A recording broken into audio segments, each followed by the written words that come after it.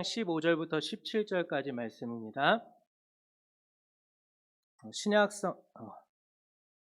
신약 성경 346페이지에 있습니다.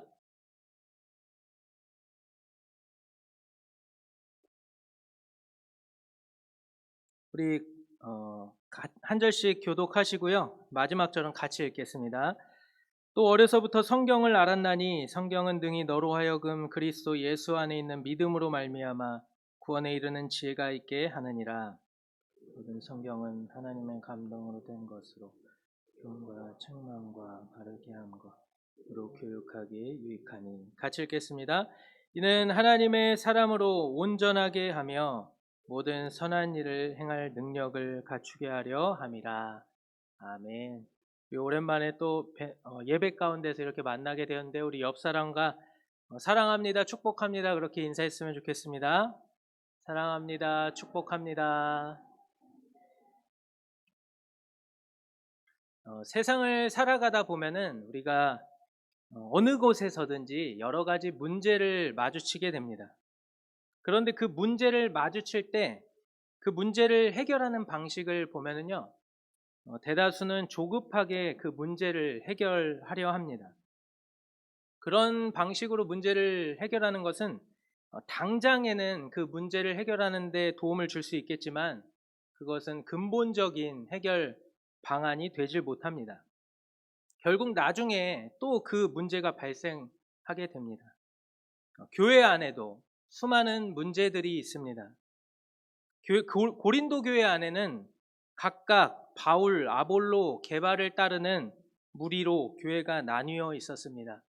그 외에도 음행의 문제, 또 형제를 송사하는 문제, 결혼에 대한 문제, 우상 숭배를 하는 문제, 은사에 대한 문제 등 여러 가지 문제점들이 많이 있었습니다. 우리가 이런 고린도 교회를 통해서 던져야 할 질문이 있습니다. 그것은 바로 왜 그렇게 고린도 교회에 문제가 많았을까입니다. 그 근본적인 문제의 원인을 찾아야 오늘날 우리 교회가 수많은 문제의 홍수 속에서 올바로 나아갈 길을 찾을 수 있을 것입니다. 고린도 교회의 근본적인 문제의 원인을 찾을 수 있는 단서가 여기 있습니다. 고린도전서 3장 1절부터 3절 말씀을 우리 한번 같이 읽겠습니다. 형제들아, 내가 신령한 자들을 대함같이 너희에게 말할 수 없어서 육신에 속한 자 그리스도 안에서 어린아이들을 대함과 같이 하노라. 내가 너희를 저주로 먹이고 밥으로 아니하였노니 이는 너희가 감당하지 못하였음이거니와 지금도 못하리라. 너희는 아직도 육신에 속한 자로다. 너희 가운데 시기와 분쟁이 있으니 어찌 육신에 속하여 사람을 따라 행함이 아니리요. 1절에 저기 노란색으로 표시된 부분을 보시면 알 수 있듯이 어린 아이들이라고 말하고 있습니다. 그러니까 문제의 근본 원인이 무엇이냐면요, 교회의 미성숙입니다. 모든 문제는 미성숙에서 출발합니다. 그렇기 때문에 이 문제를 해결하기 위한 근본적인 방안은 교회가 성숙해져야 한다는 것입니다. 그리스도의 장성한 분량에 이르기까지 성장하는 것, 그것이 우리의 목표입니다. 에베소서 4장 13절에 우리가 다 하나님의 아들을 믿는 것과 아는 일에 하나가 되어 온전한 사람을 이루어 그리스도의 장성한 분량이 충만한 데까지 이르리니. 아멘. 예수님은 어떻게 사셨을까요? 그리스도의 장성한 분량이 충만한 데까지 이르는 것이 우리의 목표라고 했는데, 그렇다면 예수님은 어떻게 사셨을까요? 예수님은 온전히 하나님을 기쁘시게 드리는 삶을 사셨습니다. 나를 위해 살지 않고 오직 하나님을 위해 사셨습니다. 요한복음 5장 30절 말씀을 같이 읽어보겠습니다. 내가 아무것도 스스로 할 수 없노라. 듣는 대로 심판하노니 나는 나의 뜻대로 하려 하지 않고 나를 보내신 이의 뜻대로 하려 함으로 내 심판은 의로우니라. 그리고 예수님은 죽기까지 순종하셨습니다. 빌립보서 2장 6절에서 8절 말씀에 그는 근본 하나님의 본체시나 하나님과 동등됨을 취할 것으로 여기지 아니하시고 오히려 자기를 비워 종의 형체를 가지사 사람들과 같이 되셨고 사람의 모양으로 나타나사 자기를 낮추시고 죽기까지 복종하셨으니 곧 십자가에 죽으심이라. 이것이 예수님의 삶입니다. 오직 하나님 아버지의 뜻대로 행하고 죽기까지 순종하신 그것이 예수님께서 사신 모습이고 그것이 우리가 닮아가야 할 모습인 것입니다. 교회가 성숙하다는 것이 바로 이것입니다. 예수님께서 보여주신 이 삶입니다. 교회가 성숙하다고 할 때 그 기준은 얼마나 교회가 외적으로 잘 갖춰지고 모든 프로그램이 제대로 잘 작동될 때를 말하는 것이 아닙니다. 그런데 오늘날 교회들이 무엇에 집중하고 있습니까? 혹시 외적인 것, 우리 사람의 눈에 보여지는 것에 집중하고 있지는 않습니까? 잘 갖추는 데만 힘을 쏟고 있지는 않습니까? 진정한 교회의 성숙을 이루기 위해서는 하나님께 모든 주권을 내어드려야 합니다. 자기를 비워야 하는 것입니다. 나는 죽고 예수 그리스도만 사는 삶. 사도 바울이 갈라디아 교회에 편지하면서 말했던 그 삶이 바로 성숙한 삶입니다. 내가 그리스도와 함께 십자가에 못 박혔나니 그런즉 이제는 내가 사는 것이 아니요 오직 내 안에 그리스도께서 사시는 것이라. 이제 내가 육체 가운데 사는 것은 나를 사랑하사 나를 위하여 자기 자신을 버리신 하나님의 아들을 믿는 믿음 안에서 사는 것이라. 내 욕망과 내 자랑과 나를 위해 살았던 그 내가 죽고 나를 사랑하시고 나를 만드시고 나의 주인이신 그분을 위해 온 마음과 정성과 뜻과 힘을 다하여 살아가는 그 삶이 바로 성숙한 삶입니다. 고린도 교회의 분쟁을 한번 보십시오. 왜 분쟁이 있습니까? 내가 살아있는 것입니다. 왜 교회 안에서 서로 싸우고 다투고 큰 소리 냅니까? 내가 살아있는 것입니다. 그래서 성경이 우리에게 주는 메시지는 이것입니다. 그리스도 안에서 하나 되라. 그냥 하나 되라가 아니라 그리스도 안에서 하나 되라. 그리스도 안에서 하나 되라고 하는 이 말이 저는 너무 좋습니다. 분명히 세상과 차별화된 그런 표현입니다. 세상에서도 여러 분쟁과 갈등이 발생을 하죠. 그리고 그들도 여러 가지 분쟁이나 갈등을 해결하는 방안들도 가지고 있습니다. 그러나 하나님은 그들과 동일한 수준으로 문제를 해결하는 것을 원치 않습니다. 세상의 분쟁이나 갈등 해결 방법으로 교회 안의 문제를 해결해 나가는 것이 아닙니다. 그거는 수준이 낮은 것입니다. 교회는 분명 수준이 높습니다.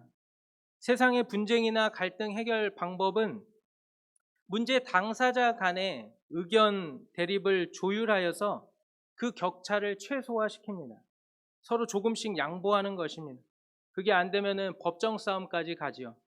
그러나 하나님의 문제 해결 방식은 그것이 아닙니다. 그리스도 안에서 하나 되라는 것입니다. 고린도 교회에 많은 분쟁이 있고 또 그들은 법정 송사도 마다하지 않았습니다. 세상적인 방식이죠. 그러나 하나님의 방식은 그것이 아닙니다. 하나님께서 원하시는 방식으로 살았던 사람이 바울입니다. 바울이 어떠한 삶을 살았는지 고린도 교회에 전하는 말을 한번 들어보십시오. 제가 고린도전서 4장 9절에서 13절 말씀을 한번 읽어드리겠습니다. 내가 생각하건대 하나님이 사도인 우리를 죽이기로 작정된 자같이 끄트머리에 두셨음에 우리는 세계 곧 천사와 사람에게 구경거리가 되었노라. 우리는 그리스도 때문에 어리석으나 너희는 그리스도 안에서 지혜롭고 우리는 약하나 너희는 강하고 너희는 존귀하나 우리는 비천하여 바로 이 시각까지 우리가 줄이고 목마르며 헐벗고 매맞으며 정처가 없고 또 수고하여 친히 손으로 일을 하며 모욕을 당한즉 축복하고 박해를 받은즉 참고 비방을 받은즉 권면하니 우리가 지금까지 세상의 더러운 것과 만물의 찌꺼기 같이 되었도다. 12절 하반절과 13절을 보시면 모욕을 당한즉 축복하고 박해를 받은즉 참고 비방을 받은즉 권면하니 이것이 바울의 모습이고 하나님께서 원하시는 성숙한 교회의 모습입니다. 로마서 12장 14절에서 21절에서도 동일하게 말씀하고 있습니다. 너희를 박해하는 자를 축복하라. 축복하지 말고 축복하고 저주하지 말라. 아무에게도 악으로 갚지 말고 모든 사람 앞에서 선한 일을 도모하라. 할 수 있거든 너희로서는 모든 사람과 더불어 화목하라. 너희가 친히 원수를 갚지 말고 하나님의 진노하심에 맡기라. 악에게 지지 말고 선으로 악을 이기라. 바울은 어떻게 이러한 삶을 살 수 있었을까요? 수많은 고난과 비방과 모욕과 핍박을 당하면서도 참고 권면하고 도리어 축복할 수 있었던 이유가 무엇일까요? 그것은 바로 예수님 때문이었습니다. 나는 죽었고 예수님의 내 안에서 사시기 때문에 가능한 삶인 것입니다. 고린도 교회의 수많은 문제들의 근본 원인이 영적 미성숙이라고 말씀드렸습니다. 분쟁과 음행과 법정 송사 등 모든 문제의 근본 원인이 예수를 믿는다고 하지만 여전히 내가 살아 있었기 때문이라고 말씀드렸습니다. 그렇다면 어떻게 영적으로 성숙될 수 있는가? 우리는 오늘 본문 말씀을 통해서 해답을 찾을 수 있습니다. 오늘 본문 말씀을 다시 한번 같이 읽어보도록 하겠습니다. 또 어려서부터 성경을 알았나니 성경은 능히 너로 하여금 그리스도 예수 안에 있는 믿음으로 말미암아 구원에 이르는 지혜가 있게 하느니라. 모든 성경은 하나님의 감동으로 된 것으로 교훈과 책망과 바르게 함과 의로 교육하기에 유익하니 이는 하나님의 사람으로 온전하게 하며 모든 선한 일을 행할 능력을 갖추게 하려 함이라. 아멘. 성경은 하나님의 사람으로 온전하게 하며 모든 선한 일을 행할 능력을 갖추게 하려 함이라. 아멘. 사랑하는 성도 여러분, 오늘 내가 영적 미성숙으로부터 성숙의 단계로 나아갈 수 있는 방법이 바로 성경입니다. 그리고 이것은 변함없는 사실입니다. 진리입니다. 또 어려서부터 성경을 알았나니 성경을 아는 사람은 하나님의 사람으로 온전하게 되며 모든 선한 일을 행할 능력을 갖추게 되는 것입니다. 오늘날 많은 사람들이 성경을 보고 성경을 안다고 하지만 실제로는 모르는 사람이 많습니다. 오늘 본문 말씀처럼 진짜 성경을 아는 사람은 하나님의 사람으로서 온전한 모습, 즉 내가 죽고 주님만 사는 삶의 그 모습이 나타나는 것입니다. 오늘 말씀의 제목 보고 제가 오늘 말씀의 제목을 또 어려서부터 성경을 알았나니라고 제목을 지었는데요. 이 제목을 보고 성경의 조기 교육이 중요하구나. 열심히 성경을 공부해야겠구나. 이 정도로 생각해서는 안 됩니다. 우리에게 그러한 생각들이 많기 때문에 제가 일부러 이 제목을 지었는데요. 어려서부터 성경을 알았나니 오늘 본문의 이것으로 시작되는 오늘 본문의 초점은요. 성경을 아는 것에 있지 않습니다.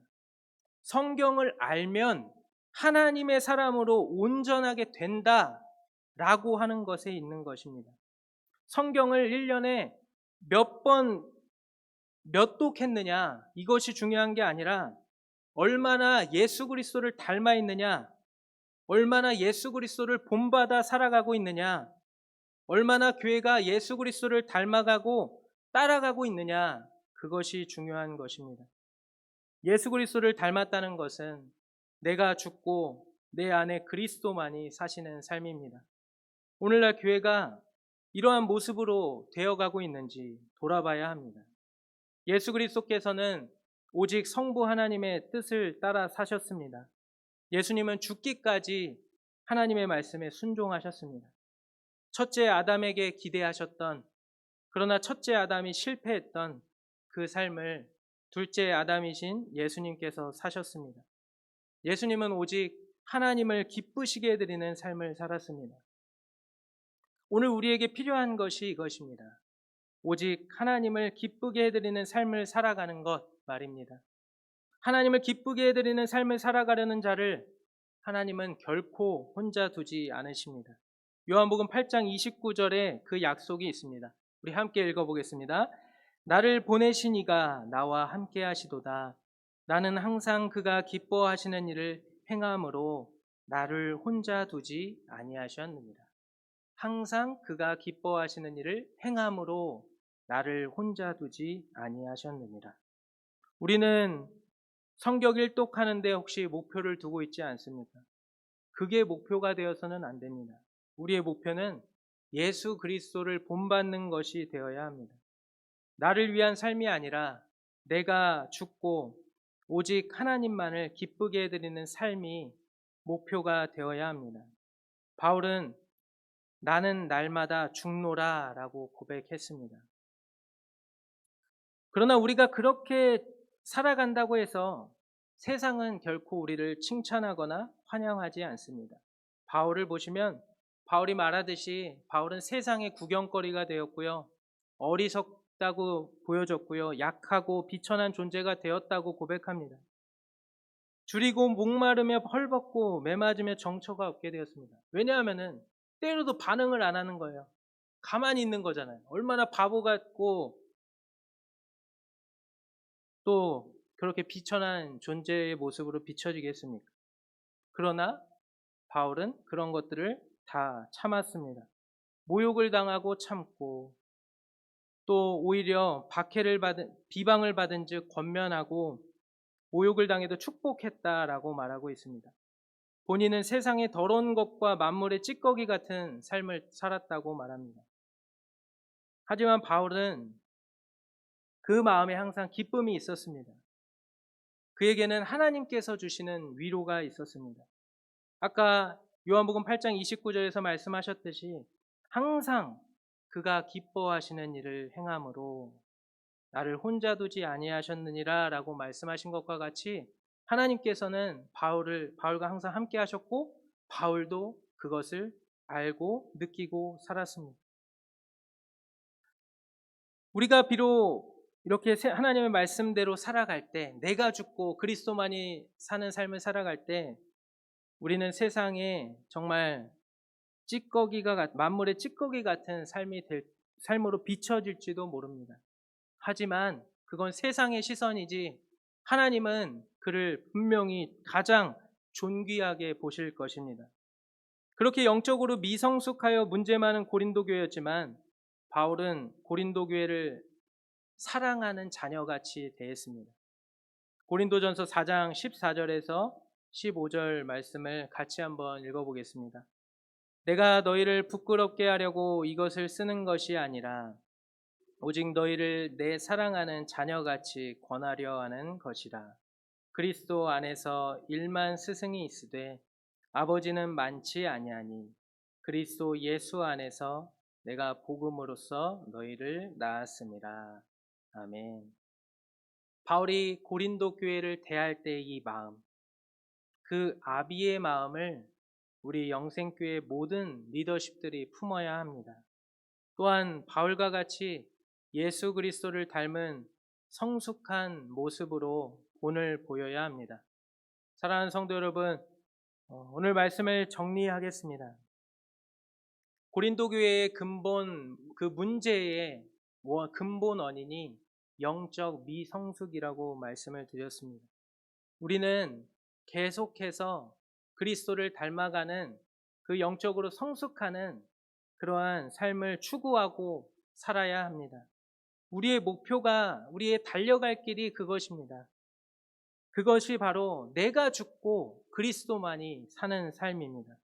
항상 아버지의 뜻을 행하셨던, 죽기까지 복종하셨던 그 삶을 본받아서 우리도 항상 하나님을 기쁘시게 해드리는 삶을 추구하며 살아가기를 바랍니다. 하나님의 기쁨이 되는 우리 모두가 되기를 바랍니다.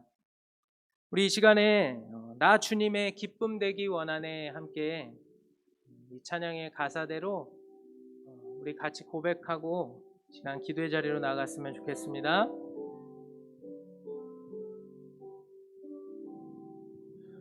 나 주님의 기쁨 되기 원하네. 내 마음을 새롭게 하소서. 새 부대가 되게 하여 주사 주님의 빛 비추게 하소서. 내가 원하는 한 가지 주님의 기쁨이 되는 것. 내가 원하는 한 가지 주님